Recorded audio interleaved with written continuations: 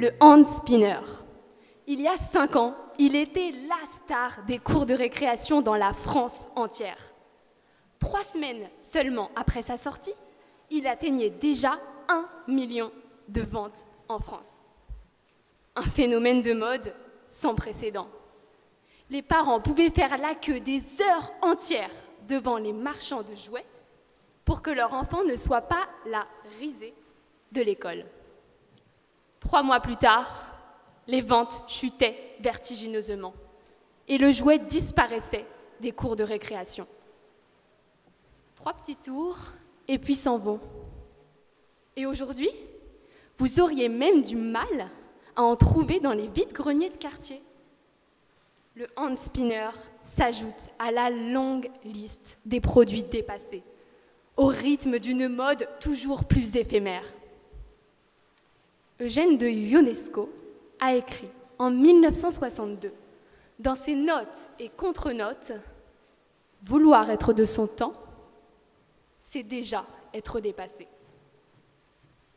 Un visionnaire, cet homme-là.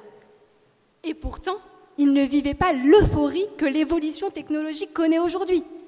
Chaque jour, de nouveaux gadgets sont mis sur le marché, proposant plus de performances, plus de fonctionnalités ou un design encore plus dans l'air du temps. Difficile de suivre. Et d'ailleurs, au cas où vous auriez du mal à suivre, les entreprises ont même programmé l'obsolescence de ces produits. L'un dans l'autre, nous sommes tous pris dans la spirale du dépassé. Mais alors, vous vous demandez peut-être comment peut-on faire pour ne pas être et se sentir dépassé? La réponse est simple, en étant en avance sur son temps, en étant créatif, en étant innovant, en prenant des risques. Prenons par exemple Steve Jobs. En 1976, il crée Apple. À cette époque, l'industrie informatique était encore balbutiante. Mais il avait une vision, il avait une idée de ce que l'ordinateur pouvait devenir dans notre quotidien. Alors, il a pris des risques et il a inventé des produits qui aujourd'hui créent le buzz, un buzz planétaire à chaque sortie. Mais est-il possible de refuser de faire partie de son temps, de s'affranchir des codes de son époque? Eh bien, la réponse est non, car on ne peut pas arrêter le temps. Le temps est un mouvement perpétuel qui s'impose à chacun d'entre nous.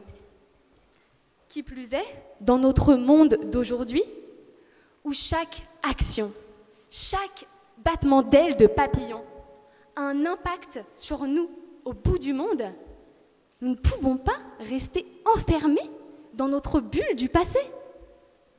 Vous en conviendrez? Mais alors, pour s'adapter, l'homme moderne va toujours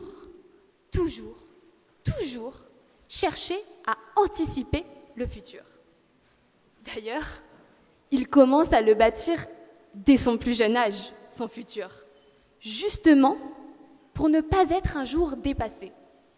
De la maternelle à la fin du lycée, nos élèves passent déjà 15 longues années à l'école pour commencer à préparer leur futur, alors qu'ils n'ont même pas encore choisi leur métier ou leurs études.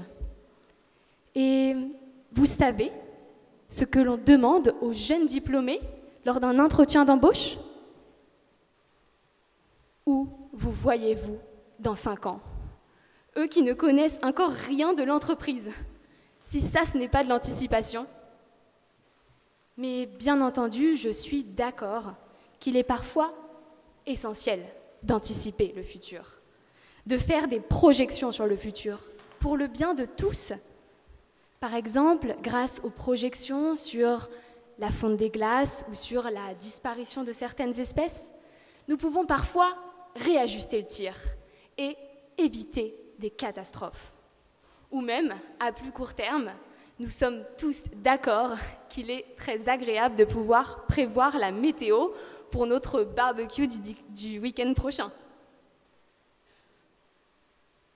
Mais alors, si nous sommes pour suivre les propos de M. Ionesco, destinés à sans cesse courir pour rattraper le temps perdu, pour se mettre au goût du jour et pour chercher à toujours tout anticiper, notre vie devient une course sans fin, totalement dénuée de sens. Et Louise Aragon, dans sa grande générosité de compléter, le temps d'apprendre à vivre, il est déjà trop tard. Vous avouerez que ce n'est ni épanouissant, ni motivant comme conception de la vie et du temps qui passe.